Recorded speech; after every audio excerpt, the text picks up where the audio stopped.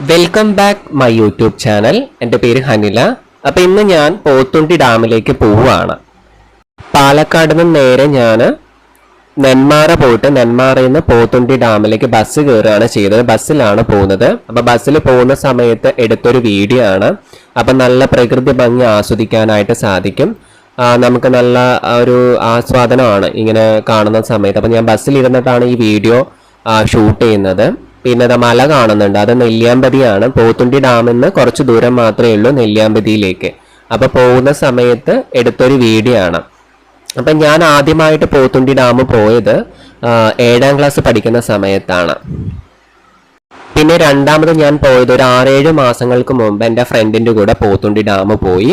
അപ്പോൾ ആ കഥകൾ ഞാൻ വേറൊരു ഫ്രണ്ടിനോട് പറഞ്ഞു. അപ്പോൾ അവനും പാലക്കാട്ടുകാരൻ തന്നെയാണ്, പക്ഷേ ഇതുവരെ പോത്തുണ്ടി ഡാം പോയിട്ടില്ല, എനിക്ക് പോകണമെന്ന് പറഞ്ഞു. അപ്പോൾ പെട്ടെന്നുള്ളൊരു തീരുമാനമാണ് നമുക്ക് പോത്തുണ്ടി ഡാം പോവാന്ന് പറഞ്ഞു. അപ്പം എനിക്കിഷ്ടമാണ്, വീണ്ടും വീണ്ടും കാണാൻ ആഗ്രഹിക്കുന്ന ഒരു സ്ഥലമാണ്, എനിക്കിഷ്ടമാണ്, നല്ല സ്ഥലങ്ങളാണ്.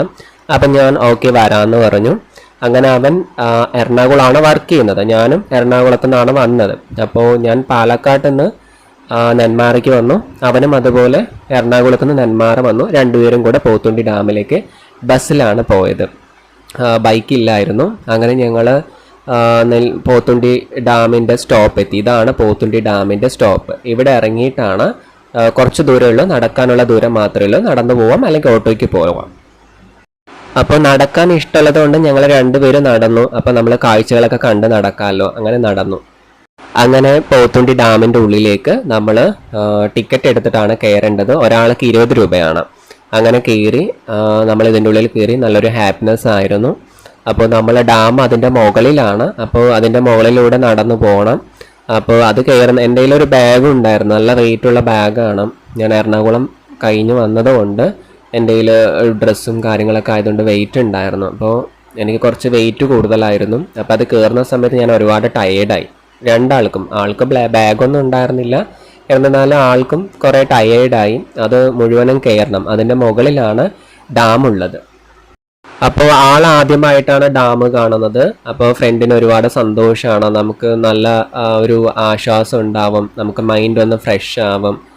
നമ്മൾ ഡെയിലി വർക്ക് മാത്രം ചെയ്യുന്നതുകൊണ്ട് വല്ലപ്പോഴും യാത്ര ചെയ്യുമ്പോഴുള്ള ഒരു സുഖം അത് വേറെയാണ്. അത് ഫ്രണ്ട്സിൻ്റെ കൂടെ ആവുന്ന സമയത്ത് അത് വേറൊരു ലെവലാണ്. ഇപ്പോൾ എൻ്റെ ഫ്രണ്ടാണെങ്കിലും കൂടെ, ഫ്രണ്ടിൻ്റെ കൂടെ ഇപ്പം ഞാനൊരു ട്രാൻസ് ആയതുകൊണ്ട്, ഇപ്പോൾ ഞാനിപ്പോൾ ഹെയർ കട്ട് ചെയ്തതുകൊണ്ട് ഞാൻ ആ ബസ് സ്റ്റോപ്പിൽ ഇറങ്ങിയതും ആൾക്കാർ നമ്മളെ പെട്ടെന്ന് ശ്രദ്ധിക്കാൻ തുടങ്ങി. കാരണം നാട്ടിൻപുറത്തെ ആൾക്കാർ, പെൺപിള്ളേരാരും ഇങ്ങനെ ഹെയർ കട്ട് ചെയ്യാറില്ല. അപ്പം അതൊരു ഡിസ്കംഫർട്ടബിളായിട്ട് തോന്നി. ഇപ്പം അത് അവനും കൂടെ ഒരു ബുദ്ധിമുട്ടാണോ എന്ന് തോന്നിയിട്ട് ഞാൻ തലയിലൊരു ഷോൾ ഇട്ടു. അപ്പോൾ ഷോൾ ഇട്ടതിന് ശേഷം അങ്ങനെ ആരും എന്നെ തിരിച്ചറിയുന്നുണ്ടായിരുന്നില്ല.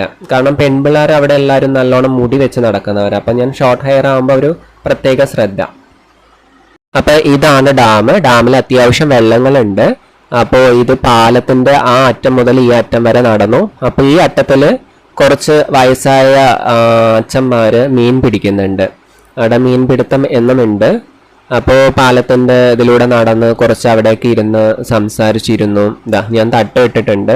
പക്ഷെ എൻ്റെ ഫ്രണ്ടിന് ഞാൻ ബോയ് കെട്ടായിട്ട് നടക്കുന്നതിൽ പ്രശ്നമൊന്നുമില്ല. പിന്നെ ഞാൻ കാരണം അവനൊരു ബുദ്ധിമുട്ട് വരണ്ടല്ലോ എന്ന് വെച്ചിട്ട് ഞാൻ തട്ടിട്ടു. അങ്ങനെ ഡാം കഴിഞ്ഞ് വിശേഷങ്ങളൊക്കെ കഴിഞ്ഞു, ഞങ്ങളെ വീട്ടിലേക്ക് യാത്ര തിരിക്കുകയാണ്. അടുത്തൊരു വീഡിയോ ആയിട്ട് കാണാം. നന്ദി.